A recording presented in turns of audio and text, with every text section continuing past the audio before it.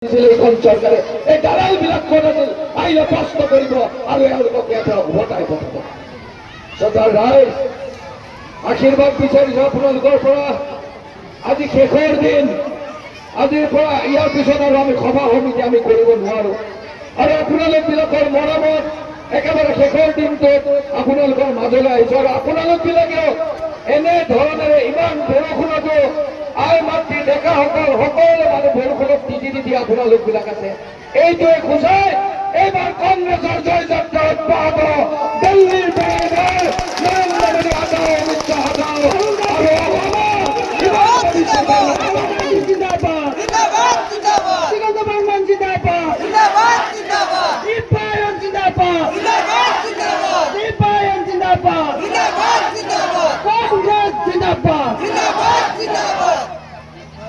ইয়াৰ পিছত আজি কথা দি গলো আপোনালোকক, আজি কথা দি গলো। ইয়াত আব্দুল মজিদ ডাঙৰীয়া আছে, বিধায়ক দিগন্ত বৰ্মন ডাঙৰীয়া আছে। মই ইয়াৰ আগত আমি সময় মিলাব পৰা নাই। আমি চৰত ৰাতি, মই ৰাতি থাকিম বুলি কাৰোবাৰ ঘৰত থাকি একেলগে ভাত খাই একেলগে আমি নিৰ্বাচনী প্ৰচাৰ কৰা কথা আছিল, কিন্তু ইমান ডাঙৰ সমষ্টি, 10টা আমাৰ সমষ্টি, 20 লাখ ভোটাৰ একেবাৰে ব্ৰহ্মপুত্ৰ ব্ৰিজৰ পৰা বঙাইগাঁও অভয়াপুৰ আৰু একেবাৰে এইফালে ভূটানৰ সীমান্ত। গতিকে শ্ৰদ্ধাৰ ৰাইজ, আপোনালোকে আশীৰ্বাদ কৰি জয় যাত্ৰা জয় কৰি দিয়ে।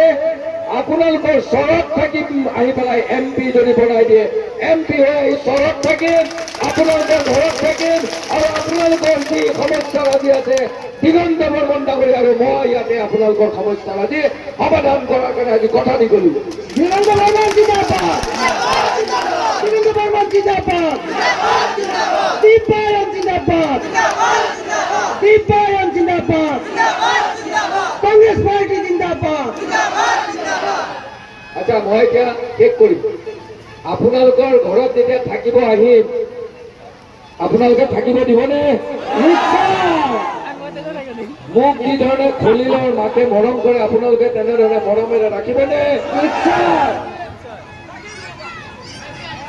আপোনালোকৰ মাজত আহিম। শেষত এটা সৰু সাধু কথা কওঁ। মোৰ ভাইটি এটাই কয় সাধু কথাটো, শেষ কৰিম এইটো কৈ। এতিয়া তাৰমানে কিছুমান আপোনালোকৰ মাজতো আহিব, কিছুমান দালাল আহিব, এজেণ্ট, দলৰ দালাল কিছুমান, এজেণ্ট কিছুমান আহিব। এজেণ্ট বিলাকে কি কৰিব, ঐ চাচা এই 1000 টকাটো ল আৰু আমাক ভোট দিবি। এনেকে এজন আমাৰ এই নলবাৰী চাইডত খুৰা এজনৰ ঘৰত গৈছিল। খুৰাজনৰ ঘৰত দালালটো আহি পেলাই ক'লে, খুৰা এই 1000 টকাটো ল আৰু আমাৰ এই ইণ্ডিপেণ্ডেণ্ট কেণ্ডিডেট বা CPM বা এনেকুৱা কিবা এটা ক'লে আমাৰ দলক ভোট দিবি। তেতিয়া আচাই ক'লে যে ভোট দিব লাগে 1000 টকা। কৈছে মোক 1000 টকা দিব নালাগে, মোক এটা গাধ কিনি দিবি। এই দালালটোক ক'লে যে মোক এটা গাধ কিনি দিবি। তেতিয়া দালাল লৈ ক'লে গাধ কি কৰিবি? কৈছে মই 1000 টকাটো কি কৰিম? কালি কি কৈছে এটা গাধ কিনি দিলে মই মোৰ পৰিয়ালৰ মানুহখিনি ভোটটো তোৰ দলত দিম আৰু গাধটো দি মই কিবা কিবি কৰি খাম আৰু পইচা দুটা ইনকাম কৰিম। ই দালালটোৱে গাধ বিচাৰি গ'ল বজাৰত, বিচাৰি বিচাৰি এতিয়া নাপায়। 1000 টকাত ক'ত গাধ? 1000 টকাততো গাধ নাপায়। ই বিচাৰিছে 20,000, 30,000, 40,000 বাঢ়িয়ে গৈছে, কমত নাই। কিবাকে এটা জেগাত পাই গ'ল 8,000 নে 10,000 মানত। এতিয়াতো ইয়াৰ তাত আছে 1000 টকাহে গাধ কিনাৰ কাৰণে পইচা। 8,000ত ক'ৰ পৰা কিনে? ইও বিপাঙত পৰিল। দালাল ওপৰৰ পৰা তাক 1000হে দিছে। ই আহি খুৰা দুখ ক'ল, খুৰা 1000 টকাটোকে ল আৰু ভোটটো দিবি। ই কৈছে কিয়? গাধ নাপালি? ই কৈছে খুৰা মই গাধ নাপালো, গাধৰ বহুত দাম। তেতিয়া খুৰাই ক'লে যে 1000 টকা এটা গাধ কিনি দিব পৰা নাই তই, আৰু মোৰ নিচিনা সুস্থ মস্তিষ্কৰ এজন মানুহক গাধতকেও তলত 1000 টকা দি পেলাই মোৰ ভোট দান ল'ব আহিছে। গতিকে ৰাইজ এই নিৰ্বাচনৰ সময়ত বহুত আহিব 500,000 টকা লৈ তেওঁলোকক ক'ব যে এতিয়া আমাক এই 500,000 নালাগে, এইবাৰ আমি কংগ্ৰেছ দলৰ হাতত ভোটদান কৰিম আৰু দেশখনৰ গণতন্ত্ৰ ৰক্ষা কৰিম আৰু সংবিধানৰ যিটো আমাৰ মূল আত্মা ধৰ্ম নিৰপেক্ষ আমাৰ দেশ আৰু অসমত বৰ্তমান শংকৰ আজানৰ যিটো সংস্কৃতি সেয়া সংস্কৃতি কৰি ৰক্ষা কৰি ৰাম আৰু ৰহিমে এইবাৰ বিজেপিক দেখুৱাই দিম। দিছপুৰ, দিল্লী, হিমন্ত বিশ্ব শৰ্মা, তোমালোকে যিমান বেয়া ৰাজনীতি নকৰা, এইবাৰ ৰাম ৰহিম একেলগে মিলি সংবিধান ৰক্ষা কৰিব আৰু তোমালোকক দেশৰ পৰা খেদি পঠিয়াব। এইখিনি বক্তব্য ৰাখি সকলোৰে পৰা মই আশীৰ্বাদ বিচাৰিছো 7 তাৰিখে যাতে ইভিএমত আপোনালোকে বৰ বিচাৰি থাকিব নালাগে।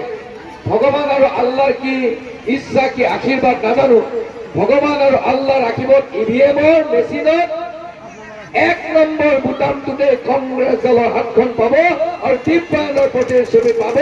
আপোনালোকে 1 নম্বৰ বুটামত টিপি পেলাই সকলো মানুহে ভোটদান কৰিব। ধন্যবাদ সকলোকে, আকৌ ধন্যবাদ দিছো। আপোনালোকে বহুত কষ্ট কৰিলে, বৰষুণত তিতিলে। আমাৰ বহুত মানুহে কি বুলি ভাবে জানে? আমাৰ এই চৰ নদী পাৰ হলে ভাবে চৰৰ মানুহবিলাক মানুহ নহয়, চৰৰ মানুহবিলাক মানুহ নহয় বুলি ভাবে। আপোনালোকৰে 2খন ঠেং, মোৰো 2খন ঠেং, দিগন্ত বৰ্মনৰো 2খন ঠেং। আপোনালোকৰ 2খন হাত, আমাৰো 2খন হাত। আপোনালোকৰ 2টা চকু, আপোনালোকৰ যেনেধৰণে আপোনালোক মানুহ, আমিও মানুহ। কিন্তু নদী পাৰ হোৱাৰ লগতে কিছু কিছু জাগাত গ'লে যেন চৰৰ মানুহ মানুহ নহয়। এয়া ভগৱান আল্লাহ কেতিয়াও ক্ষমা নকৰে। আৰু আমি কংগ্ৰেছ দলৰ সৈনিক হিচাপে, মই দিব্যাংগ হিচাপে সৰুৰ পৰাই এনেধৰণে শিকি বুজি ডাঙৰ দীঘল হৈছো। আমি মানুহ আৰু আপোনালোকে যি ধৰণে কষ্ট কৰি ইয়াতে খেতি বাতি কৰি আমাৰ সেইফালৰ মানুহক খুৱাই থাকে, এই মানুহবিলাকে এইবোৰ কথা বুজি নাপায়। কংগ্ৰেছ দলে সদায় চেষ্টা কৰে আপোনালোকৰ মাজত থাকিবৰ কাৰণে, আপোনালোকক মৰম কৰিবৰ কাৰণে। আৰু অহা দিনতে দিগন্ত বৰ্মন ডাঙৰীয়া আৰু দিব্যাংগক আশীৰ্বাদ কৰক। এজন বিধায়ক আৰু এজন সাংসদ, 2টা শক্তি যেতিয়া লগ লাগিব আপোনালোকৰ উন্নতি হ'বই হ'ব।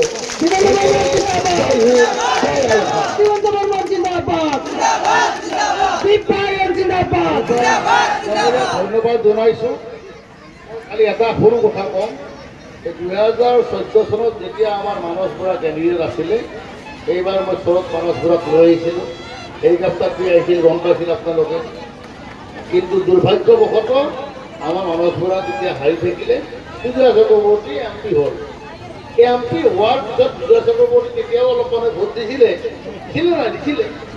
কেতিয়াবা সুজয় চক্ৰৱৰ্তী ইয়ালৈ আহিছিল নেকি? কওকচোন, চৰত আহিছিল নেকি? তাতো অহা নাই ন? আহিলে তাৰপিছত আনকি তেওঁ চীনত হৈ নগ'ল। সুজয় চক্ৰৱৰ্তী চৰত এটা MP ফাণ্ডৰ চীনো ৰাখি নগ'লে। কৈছিল নেকি? কওক কোনোবাই? হোৱাটো নাই। 2019 চনত গোপীনাথ শৰ্মা কেন্দ্ৰীয় আছিল, মই চৰত লৈ আহিছিলোঁ। আহিছিল নে কওক? সেইবাৰ গোপীনাথ শৰ্মা হাৰিলে, উৰুজাই জিকিল। উৰুজাই চৰত কেতিয়াবা আহিছিল নেকি? কওক, আহিছিল নেকি? কিবা দিছিল নেকি? MP ফাণ্ডৰ অনুদান দিছিল নেকি?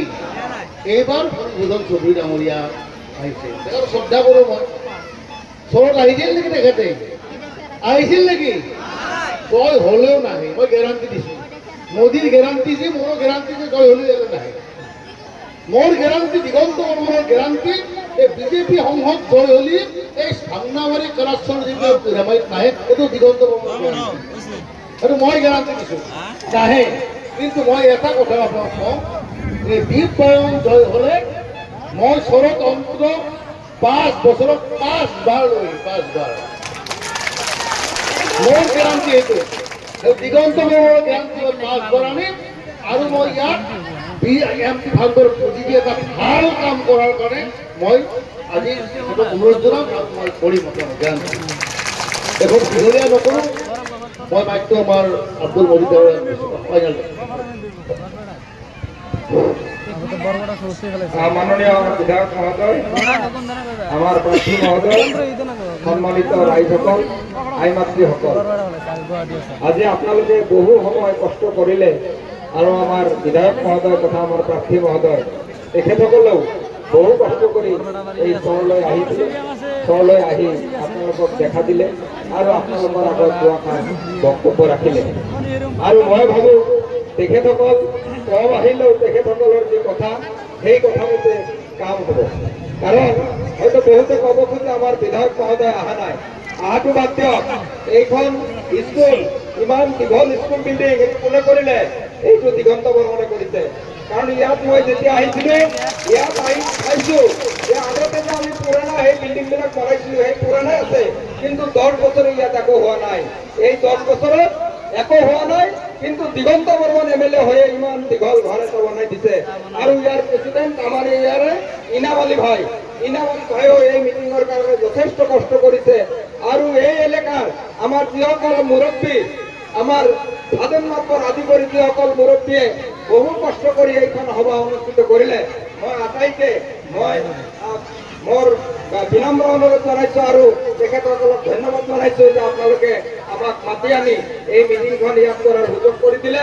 কাৰণ ইয়াত মিটিং কৰাৰ সুযোগ লোৱাৰ লগে লগেই বহুত বাধা বিঘিনি ইয়ালৈ আহিছে, তেওঁলোকক বহু ভয় ভাবুকি দিয়া হৈছে, ৰাস্তা ঘাট কটা হৈছে, বহু ধৰণৰ মানুহবিলাকক ভয় ভাবুকি দিয়া হৈছে। তথাপিও আমাৰ মানুহবিলাকে এই ভয় ভাবুকিত ভুল নাযায় আমাৰ এই মিটিং কৰালে। আৰু ইয়াৰ জৰিয়তে আমি বুজি পাওঁ যে আমাৰ কেণ্ডিডেট, আমাৰ টিপপইণ্ট ডাঙৰীয়া এজন বলিষ্ঠ কণ্ঠ, এটা বজ্ৰ কণ্ঠ বাঘৰ দৰে কৰিব দিল্লীৰ সংসদত, আৰু তেতিয়াহে আমাৰ কামবিলাক হ'ব। গতিকে মই আমাৰ বিধায়ক মহোদয় আৰু আমাৰ প্ৰাৰ্থী মহোদয় তেখেতসকলক ধন্যবাদ জনাইছোঁ। আৰু যিসকল অতিথি উত্তৰৰ পৰা আহিছে তেখেতসকলকো ধন্যবাদ জনাইছোঁ আৰু কৃতজ্ঞতা জনাইছোঁ। জনাই আজিৰ এই সভাখন ভংগ বুলি ঘোষণা কৰিছোঁ। ধন্যবাদ।